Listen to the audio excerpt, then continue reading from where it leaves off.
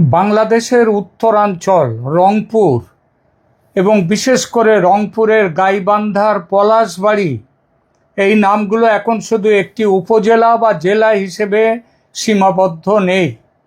এখন এই জায়গার সঙ্গে জড়িয়ে গেছে ধর্মীয় সংবেদনশীলতা, রাজনৈতিক উত্তাপ, সাম্প্রদায়িক উদ্বেগ আর এক ধরনের ভূ রাজনৈতিক সন্দেহ। কেন? কারণ সেখানে একটি বিশাল ৭৫ ফুট উঁচু রামমূর্তি নির্মাণ প্রায় শেষের পথে। খেয়াল করবেন কোথায় হচ্ছে? বাংলাদেশের রংপুর ডিভিশনের গাইবান্ধা জেলার পলাশবাড়ি। সেখানে পলাশবাড়ি উপজেলা বাংলাদেশের উত্তরাঞ্চলের গাইবান্ধা জেলায়, এটি রংপুর বিভাগের অন্তর্গত। আর রাম মূর্তিটি তৈরি হচ্ছে গাইবান্ধা জেলার পলাশবাড়ি উপজেলার হোসেনপুর ইউনিয়নের রামচন্দ্রপুর বৃন্দাবন পাড়া নামের গ্রামে। স্থানীয় সমাজসেবক হরিদাস বাবুর উদ্যোগে এই বৃহৎ ধর্মীয় প্রকল্পটি শুরু হয়েছে ২০২৪ সালের আগস্টে। খেয়াল করবেন আবার তারিখটা, ২০২৪ সালের আগস্ট, যে বছর যে মাসে ৫ই আগস্ট শেখ হাসিনার সরকারের পতন হয়েছিল। সেই দিন, তারপর থেকে সেই মাসেই শুরু হয় নির্মাণ প্রায় শেষের পথে। আর এই নির্মাণকে ঘিরে শুধু স্থানীয় স্তরে নয়, দেশের নানা মহলে শুরু হয়েছে তুমুল বিতর্ক। কেউ বলছেন এটা হিন্দু সম্প্রদায়ের ধর্মীয় অধিকার ও সাংস্কৃতিক প্রকাশ। আবার কেউ বলছেন এত বড় প্রকল্প এই সময়ে, এই অঞ্চলে, এই বাস্তবতায় একেবারেই স্বাভাবিক নয়। এমনকি কেউ আরও এক ধাপ এগিয়ে গিয়ে বলছেন এর পেছনে আন্তর্জাতিক মদত আছে, বিশেষ করে ভারতের কোনো কৌশলগত স্বার্থ এর মধ্যে আছে। আজকের ভিডিওতে আমরা এই পুরো বিষয়টি বিশ্লেষণ করব, আবেগ দিয়ে নয়, অযথা ভয় দিয়ে নয়, বরং রাজনৈতিক বাস্তবতা, ধর্মীয় সংবেদনশীলতা, নিরাপত্তার দিক আর ভূ রাজনৈতিক প্রেক্ষাপট সব কিছু মিলিয়ে। সংক্ষেপে প্রথমে একটা জিনিস পরিষ্কার করা দরকার, বাংলাদেশের সংখ্যালঘুদের নিরাপত্তা নিয়ে উদ্বেগ একেবারে কাল্পনিক কিছু নয়।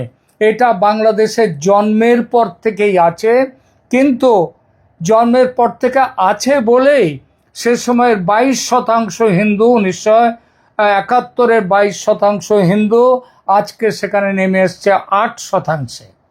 কিন্তু তা সত্ত্বেও বলবো, গত ২ বছরে নানা সময়ে হিন্দু সম্প্রদায় সহ সংখ্যালঘুদের বিরুদ্ধে হামলা, মন্দিরে আক্রমণ, বাড়িঘর ভাঙচুর, ভয় দেখানো, এসব ঘটনা বারবার আলোচনায় এসেছে এবং ভারত সরকার তাদের মৌনতা দূর করে তারা প্রতিবাদও জানিয়েছে মোহাম্মদ ইউনূসের আমলে, এবং তারেক রহমানের আমলেও প্রতিবাদ কিন্তু আসছে।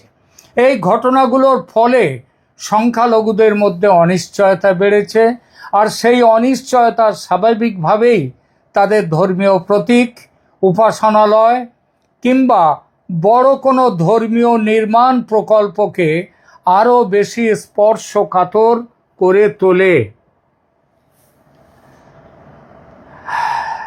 অর্থাৎ এমন একটা পরিবেশ যখন চলছে বাংলাদেশে, সেই সময়ে ৭৫ ফুট উচ্চতার রাম মূর্তি নির্মাণ করা শুধু একটি প্রকল্প নয়, এটা একটা বড় রাজনৈতিক বার্তাও দিচ্ছে।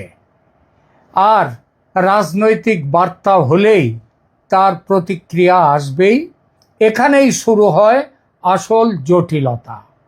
একদিকে আছে হিন্দু সম্প্রদায়ের দাবি, আমাদের ধর্ম পালনের অধিকার আছে, আমাদের মন্দিরে দেবমূর্তি স্থাপন করার অধিকার আছে, আমাদের নিজস্ব জমিতে নিজের টাকায় ধর্মীয় স্থাপনা নির্মাণের অধিকারও আছে। এই যুক্তি সাংবিধানিকভাবে অস্বীকার করার সুযোগ নেই। কিন্তু অন্যদিকে আছে বাস্তবতা। বাংলাদেশের সাম্প্রতিক নিরাপত্তা পরিস্থিতি, হিন্দুদের ওপরে আক্রমণ মানে সংখ্যালঘুদের ওপর আক্রমণ, মৌলবাদী গোষ্ঠীগুলোর ব্যাপক উত্থান, সামাজিক মাধ্যমে প্রবল উস্কানি, ধর্মীয় পরিচয়কে কেন্দ্র করে উত্তেজনা, আর তার সঙ্গে যুক্ত হয়েছে ভারত বাংলাদেশের সংবেদনশীল সম্পর্ক, যে সম্পর্ক তারেক রহমানের আগে মোহাম্মদ ইউনূসের সময় তো একটা ব্রেক ইভেন পয়েন্টে চলে এসছিল। সেই সম্পর্কটা উন্নতি হবে ভাবা গিয়েছিল, উন্নতি হয়নি। তারেক রহমানের সময়ে সম্পর্ক এখন আরও খারাপের দিকে। ফলে এই সব কিছু মিলিয়ে একটা মূর্তি শুধু মূর্তি থাকে না, ওটা হয়ে যায় একটা প্রতীক। কেউ দেখছে ধর্মীয় স্বাধীনতার প্রতীক হিসেবে, কেউ দেখছে রাজনৈতিক শক্তি প্রদর্শনের প্রতীক হিসেবে, আবার কেউ দেখছে প্রতিবেশী দেশ ভারতের কৌশলগত প্রভাব বিস্তারের সম্ভাব্য ইঙ্গিত হিসেবে। এবার আসি সবচেয়ে বিতর্কিত প্রশ্নে, এই মূর্তি নির্মাণের পেছনে কি আন্তর্জাতিক মদত আছে? আরও স্পষ্ট করে বলি, ভারতের মদত কি আছে? এখানে আবেগের চেয়ে তথ্য বেশি জরুরি। যে কোনো বড় নির্মাণ প্রকল্পের জন্য অর্থ লাগে, সংগঠন লাগে, নিরাপত্তা লাগে, প্রশাসনিক ছাড় লাগে, আর স্থানীয় সমর্থনও লাগে। ৭৫ ফুট উঁচু রাম মূর্তি সত্যি প্রায় শেষ পর্যায়ে পৌঁছে গিয়েছে। তাহলে প্রশ্নটা অস্বাভাবিক নয়, এত অর্থ কোথা থেকে এলো, কে দিল? স্থানীয় দান অনুদানেই কি এটা সম্ভব, নাকি এর পেছনে কোনো বাইরের উৎস আছে? এত টাকা খরচ করার কথা যে হিন্দু যে ব্যবসায়ীর নামে করা হচ্ছে, বলা হচ্ছে, প্রশ্ন উঠেছে যে তার কি এত টাকা খরচ করার মতো টাকা তার আছে? এই প্রশ্নগুলো কিন্তু বৈধ প্রশ্ন, কিন্তু বৈধ প্রশ্ন আর প্রমাণিত দাবি এক জিনিস নয়। এখানে অনেকেই ধরে নিচ্ছেন ভারতের মদত আছে, কারণ একজন ভারতীয় কূটনীতিকও পর্যন্ত এই নির্মাণ অনুষ্ঠানের সূচনায় উপস্থিত ছিলেন। যে কারণে বাংলাদেশের ভেতরে কিছু রাজনৈতিক গোষ্ঠী ভারত বিরোধী বা ভারত ভীতিমূলক ব্যাখ্যা দিচ্ছে। কিন্তু শুধু একজন কূটনীতিকের উপস্থিতি বা সন্দেহের ওপর ভিত্তি করে আন্তর্জাতিক ষড়যন্ত্র প্রমাণ করা যায় না। তবে এটাও ঠিক, দক্ষিণ এশিয়ার রাজনীতিতে সাংস্কৃতিক ও ধর্মীয় প্রতীক খুব সহজে ভূ রাজনৈতিক অর্থ পেয়ে যায়। বাংলাদেশ ভারত সম্পর্কের ইতিহাস এমনিতেই সংবেদনশীল। সীমান্ত, নদী, বাণিজ্য, আশ্রয়, নিরাপত্তা, ধর্মীয় পরিচয়, এখন আবার এসেছে পুশব্যাক। এর ওপরে আছে গঙ্গা জল বন্টন চুক্তি, তিস্তা জল বন্টন, তিস্তা বাঁধ প্রকল্প, ভিসা ইত্যাদি। সব কিছু মিলিয়ে এমন একটা পরিস্থিতি তৈরি হয়েছে যেখানে সন্দেহ তৈরি হওয়াটা অস্বাভাবিক কিছু নয়। আর এই সন্দেহ যখন একটি বিশাল রাম মূর্তি ঘিরে তৈরি হয়, তখন বিষয়টা শুধু ধর্মীয় থাকে না, রাজনৈতিক হয়ে যায়। আর রাজনৈতিক হলে তা নিরাপত্তার প্রশ্নেও পৌঁছে যায়। এবার আর একটা গুরুত্বপূর্ণ প্রশ্ন, ইসলামী মৌলবাদীরা কি সত্যি শক্তি সঞ্চয় করেছে বাংলাদেশে? অনেক পর্যবেক্ষক বলছেন হ্যাঁ। শুধু ভারতের নয়, বাংলাদেশেও বলছেন, এবং বাংলাদেশের বাইরে বিশ্বের অন্যত্রও পর্যবেক্ষকরা বলছেন হ্যাঁ, বাংলাদেশে মৌলবাদী ইসলামী শক্তিরা শক্তি সঞ্চয় করেছে বিপুলভাবে, যার জন্যে মোহাম্মদ ইউনূসের অবদান, এবং এখন অবদান হচ্ছে তারেক রহমান সরকারের। সাম্প্রতিক সময়ে কিছু সংগঠন, কিছু বক্তা, কিছু অনলাইন অ্যাক্টিভিস্ট এবং কিছু রাজনৈতিক ধর্মীয় গোষ্ঠী প্রকাশ্যে অনেক বেশি আক্রমণাত্মক ভাষা ব্যবহার করছে হিন্দুদের বিরুদ্ধে, ভারতের বিরুদ্ধে। তারা মন্দির ভাঙার হুমকি দিচ্ছে, মূর্তি গুঁড়িয়ে দেওয়ার ঘোষণা করছে, তৌহিদি জনতার নামে রাস্তায় নামার কথা বলা হচ্ছে ভারত অভিযান করো। এগুলো সাধারণ ধর্মচর্চা নয়। তারা শুধু রাম মূর্তি ভেঙে ফেলার কথা বলছে না, তারা ভারতের বিরুদ্ধে যুদ্ধ ঘোষণা করছে। মোদি, অমিত শাহ, শুভেন্দু অধিকারীকে হত্যার কথাও বলছে, ভারতে ইসলামী রাজ প্রতিষ্ঠার কথা বলছে, আর গ্রেটার ইসলামিক বাংলাদেশ গঠনের কথা পশ্চিমবঙ্গকে নিয়ে, আরও কিছু রাজ্যের কিছু কিছু টুকরো নিয়ে করবার কথা। এটা তো সবাই জানে, এটা তো স্বয়ং মোহাম্মদ ইউনূস পর্যন্ত দেখিয়ে দিয়ে গেছেন, প্রমাণ করে দিয়ে গেছেন। এ সবগুলো হচ্ছে উগ্র রাজনীতির ভাষা। এখানে সবচেয়ে উদ্বেগের জায়গা হলো যখন ধর্মকে রাজনীতির অস্ত্র হিসেবে ব্যবহার করা হয়, তখন সংখ্যালঘুরা শুধু ভয় পায় না, রাষ্ট্রের ওপর আস্থাও হারাতে শুরু করে। রাষ্ট্র যদি তাদের নিরাপত্তা দিতে না পারে, তাহলে বড় ধর্মীয় নির্মাণ প্রকল্প তাদের কাছে সাহসী উদ্যোগ হয়ে দাঁড়ায় অবশ্যই, কিন্তু একই সঙ্গে বিরাট বড় ঝুঁকিপূর্ণ হয়ে যায়। এই দ্বৈত বাস্তবতা খুব স্পষ্ট। একদিকে হিন্দুদের গর্বের প্রকাশ, আমরা মন্দির তৈরি করব, অন্যদিকে আতঙ্ক, আমাদের প্রিয় শ্রীরামের মূর্তি ভেঙে ফেলবে কিনা, মন্দির অপবিত্র করবে কিনা। আর এই আতঙ্ক থেকেই জন্ম নেয় নানা ধরনের গুজব, ষড়যন্ত্র তত্ত্ব, রাজনৈতিক অতিরঞ্জন। যেমন কেউ বলছেন এই মূর্তি নাকি কেবল ধর্মীয় নয়, বরং ভারতীয় কৌশলগত স্বার্থের অংশ। কেউ বলছেন এই মূর্তির কোনো ক্ষতি হলে ভারতের রংপুর সংক্রান্ত কোনো অজুহাত, মানে আরও স্পষ্ট করে বলি, ভারত কার্নাড নামে যে কৌশলবিদ, যাকে নিয়ে আমি গতকালই একটি ভিডিও করেছি, যারা দেখেননি তারাও দেখে নেবেন, যে রংপুরকে ভারতের অন্তর্ভুক্ত করার জন্যে আমাদের কৌশলবিদ ভারত কার্নাড তিনি কি বলেছেন। তো এই মূর্তির অনেকেই বলছেন এই মূর্তির কোনো ক্ষতি হলে ভারতের রংপুর সংক্রান্ত অজুহাত তৈরি হতে দেরি হবে না। মনে রাখতে হবে, ভারতের বর্তমান সরকারের অন্যতম তাত্ত্বিক পরামর্শদাতা ভারত কার্নাড, যার কথা বলছি, গতকালও বলেছি, বারবার বলছেন শিলিগুড়ি করিডর মজবুত করতে ও চওড়া করতে ভারতের উচিত এই মুহূর্তে রংপুর ডিভিশনকে দখল করে ভারতের সঙ্গে জুড়ে নেওয়া। আর মনে রাখতে হবে, এই বিশাল রাম মূর্তি এবং সনাতন ধর্মীয় কমপ্লেক্সটি তৈরি হচ্ছে সেই রংপুর ডিভিশনে। আরও একটি কথা বলি, ভারত সরকার এই যে শিলিগুড়ি করিডরের যে অংশ, ওই অংশকে পশ্চিমবঙ্গ থেকে বিচ্ছিন্ন করে ভারতের সাথে যুক্ত করার কথা বলছেন। ভারত সরকারের ডাইরেক্ট অর্থাৎ কেন্দ্রশাসিত অঞ্চল হিসেবে সেইটা তৈরি করবার চেষ্টা করছেন। এটা মমতা ব্যানার্জির সময় হয়েছিল, কারণ মমতা ব্যানার্জি স্পষ্টভাবেই ছিলেন বাংলাদেশের ওই রাজনীতির সপক্ষে। কিন্তু এখন মমতার সরকার চলে গেছে, এখন এসছে শুভেন্দু অধিকারীর সরকার, বিজেপি সরকার। এখন হয়তো বাংলাদেশের এই যে শিলিগুড়ি করিডর সন্নিবিষ্ট এই যে অঞ্চলটা, এই অঞ্চলটাকে হয়তো অত তাড়াতাড়ি ভারত সরকার কেন্দ্রশাসিত অঞ্চল নাও করতে পারে, তবে করতেও পারে ভবিষ্যতের কথা মনে রেখে।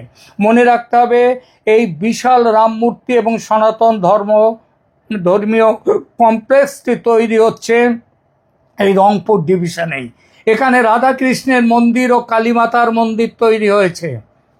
একই সঙ্গে রাম মূর্তির সঙ্গে তৈরি হচ্ছে 28 ফুটের আদি যোগী শিব মূর্তি এবং 53 ফুটের ভগবান কৃষ্ণ মূর্তি, এবং তার সঙ্গে ভগবান শ্রীরামের 75 ফুটের মূর্তি বাংলাদেশে। অর্থাৎ এক কথা, ইসলামী বাংলাদেশের বুকে বিশাল একটা মন্দির কমপ্লেক্স তৈরি করে যেন ওখানকার হিন্দুরা চ্যালেঞ্জ ছুড়ে দিচ্ছে সেখানকার মৌলবাদীদের প্রতি। বিষয়টা কিন্তু আদৌ ছোট নয়। প্রশ্ন উঠছে, এই সাহস সেখানকার হিন্দুরা পেল কি করে? আরও একটা প্রশ্ন, শেখ হাসিনার আমলে এই সব মূর্তি নির্মাণের পরিকল্পনা পাশও হয়েছিল, কিন্তু কাজ শুরু হয়েছে তার পতনের পর এবং ঝড়ের গতিতে সম্পন্ন হওয়ার পথে সেই কাজ। উদ্বোধন এই জুলাই মাসে। এই সাহস কি অবাক করার মতো নয়? আর এটা অনুমান করেই অনেকেই এমনও বলছেন শিলিগুড়ি করিডর নিরাপদ করতে ভারত এই পরিকল্পনা তৈরির পশ্চাতে। এই মূর্তি ও মন্দিরের ক্ষতি হলে রংপুর দখলে দেরি করবে না ভারত ভবিষ্যতে আরও কঠোর পদক্ষেপও নিতে পারে। এসব কথার মধ্যে কিছু বাস্তব ভৌগোলিক উদ্বেগ আছে ঠিকই, জল্পনা আছে, কিন্তু বাস্তবতাকেও অস্বীকার করা যায় না। শিলিগুড়ি করিডর ভারতের জন্য অবশ্যই কৌশলগতভাবে গুরুত্বপূর্ণ, কিন্তু সেটাকে সরাসরি রংপুর দখল বা বাংলাদেশ অভিযান কথায় নামিয়ে আনা, এটা এই মুহূর্তে রাজনৈতিক জল্পনা বলা যেতেই পারে। আন্তর্জাতিক আইন, কূটনীতি, সীমান্ত বাস্তবতা এসব বিষয় এত সরল নয়। কোনো মন্দিরে হামলা হলেই একটি রাষ্ট্র আরেকটি রাষ্ট্রের ভূখণ্ডে অভিযান চালাবে, এটা বাস্তব নীতি নয়। তবে সে সম্ভাবনা উড়িয়ে দেওয়াও যায় না। বিশেষত সেখানকার মন্দির, সেই মন্দির রক্ষা করতে গেলে হিন্দুদের উপরেও আক্রমণ আসবে, অনেক হতাহত হতেই পারে। এই হতাহত হলে ভারত হাত গুটিয়ে আর বসে থাকবে না, কারণ এই ভারত, মোদির ভারত সেই পুরনো ভারত নয় যেখানে মেরেছ কলসির কানা তাই বলি কি প্রেম দেব না, এই ভারত আর নেই। সবচেয়ে বড় কথা, বাংলাদেশে রাম মূর্তির গায়ে হাত পড়লে তার প্রতিক্রিয়া ভারতের জনগণের মধ্যেও নিদারুণ হবে, এটা বললে একদম ভুল নেই। তাহলে আসল সমস্যাটা কোথায়? সমস্যাটা তিনটি স্তরে। প্রথমত, সংখ্যালঘুদের নিরাপত্তা সংকট। বাংলাদেশে হিন্দু সম্প্রদায়ের বড় অংশ এখনও নিরাপত্তাহীনতা অনুভব করে এবং দিন দিন তাদের নিরাপত্তাহীনতা বাড়ছে এই ইউনূসের আমলে এবং তারপরে তারেক রহমান সরকারের আমলে। এই অনুভূতি শুধু মানসিক নয়, এর পেছনে বাস্তব ঘটনার অভিজ্ঞতা আছে। দ্বিতীয়ত, মৌলবাদী রাজনীতির উত্থান। ধর্মীয় আবেগকে ব্যবহার করে কিছু গোষ্ঠী রাজনৈতিক প্রভাব বাড়াতে চাইছে। বাংলাদেশে পাকিস্তান তার পা আরও শক্ত করে রাখছে। এতে রাষ্ট্র দুর্বল হচ্ছে, সমাজ বিভক্ত হচ্ছে, আর সাধারণ মানুষও আতঙ্কিত হচ্ছে। তৃতীয়ত, ভূ রাজনৈতিক সন্দেহ। ভারত বাংলাদেশ সম্পর্কের মধ্যে আজ যে অবিশ্বাসের জাল ক্রমশ ঘিরে ধরছে, সেটা কোনো ধর্মীয় প্রকল্পকে সহজেই আন্তর্জাতিক রাজনৈতিক ইস্যুতে পরিণত করবে। ফলে স্থানীয় একটি মন্দিরে হাত পড়লে জাতীয় রাজনীতি পেরিয়ে আন্তর্জাতিক আলোচনায় সেটা চলে আসবেই এবং তার প্রতিক্রিয়াও দেখা যাবে। এখানে একটা কথা, খুব গুরুত্বপূর্ণ কথা বলতে চাই।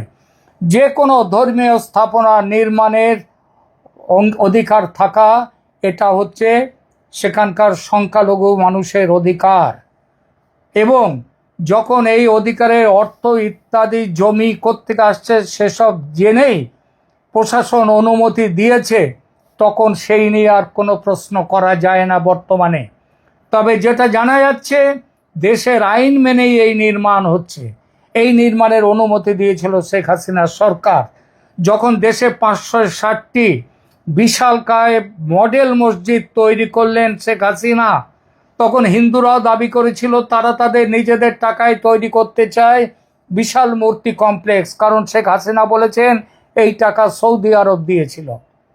সুতরাং হিন্দুরা যখন বলল যে তারা নিজেদের টাকায় তারা মন্দির করবে, নিজেদের জমিতে, নিজেদের ক্ষমতায়, শেখ হাসিনা তার আইন মেনেই সেটাকে পাশ করে গিয়েছেন। সুতরাং হিন্দুরা যে জোর করে অবৈধভাবে মন্দিরটি এবং ওই সব মূর্তি তৈরি করছে, শ্রীরামের 75 ফুট মূর্তি তৈরি করছে, তা একদমই নয়। এই পরিস্থিতিটা আমাদের কিভাবে দেখা উচিত? আমি মনে করি এইখানে এই মন্দির, সেটা নিরাপত্তার ব্যবস্থা সরকারকে করতে হবে। মন্দির, মূর্তি, মসজিদ, গির্জা সব ধর্মীয় স্থাপনায় রাষ্ট্রের সুরক্ষার মধ্যে থাকা উচিত। আর ধর্মীয় স্থানে হামলা মানে শুধু একটি স্থাপনায় আঘাত নয়, তা সমাজের সম্পূর্ণ সংখ্যালঘুদের ওপর আঘাত। তৃতীয়ত, আরেকটি কথা হচ্ছে রাজনৈতিক দায়িত্বশীলতা। হিন্দু বিদ্বেষ, মুসলিম বিদ্বেষ, ভারত বিদ্বেষ বা সাম্প্রদায়িক উস্কানি, এগুলো দিয়ে সাময়িক রাজনীতি করা যায়, তা কিন্তু দীর্ঘমেয়াদে রাষ্ট্র ধ্বংস হয়। যারা ধর্মীয় সংবেদনশীলতাকে ঘিরে ভোটের খেলা খেলতে চাইছে বাংলাদেশে, তাদের বিরুদ্ধে জনমত তৈরি হবে এবং মনে রাখতে হবে তাদের দিকে কিন্তু নজর রেখে দিয়েছে সমস্ত ভারত তো দেখে দিয়েছে, ভারতের জনগণও। বাংলাদেশ এখন একটা সময় পার করছে যেখানে প্রত্যেকটি ধর্মীয় প্রতীক, প্রতিটি সংখ্যালঘু ইস্যু, প্রতিটি ভারত সম্পর্কিত সংবাদ সব কিছুই অবিশ্বাসের চোখে দেখা হচ্ছে। এই পরিবেশে ৭৫ ফুটের রাম মূর্তি শুধু একটি ভাস্কর্য নয়, এটা হয়ে গেছে রাষ্ট্র, ধর্ম, পরিচয় আর ভূ রাজনীতির সংযোগ স্থল। তার নিরাপত্তা নিশ্চিত করতে হবে বাংলাদেশ সরকারকে। তাদেরকে মনে রাখতে হবে ভারতের মানুষ শ্রীরামের মূর্তির অমর্যাদা সহ্য করবে না। যদি সে দুঃসাহস কারো হয়, মানে কোনো মৌলবাদী শক্তির হয়, তবে তার খুব বড় মূল্য দিতে হবে। রামের গায়ে হাত পড়লে ভারতের জনতা বিপুল বিক্ষুব্ধ হবে, এটা মানতেই হবে। আর রংপুর অভিযান তখন কিন্তু হয়ে উঠবে এক বাস্তবতা। তাদের বিরুদ্ধে লড়াই ফেসবুকে হবে না, সামাজিক মাধ্যমে লড়াই হবে না, লড়াই হবে সরাসরি গুলি গোলা বন্দুকে। এখনকার মতো এখানেই রাখছি।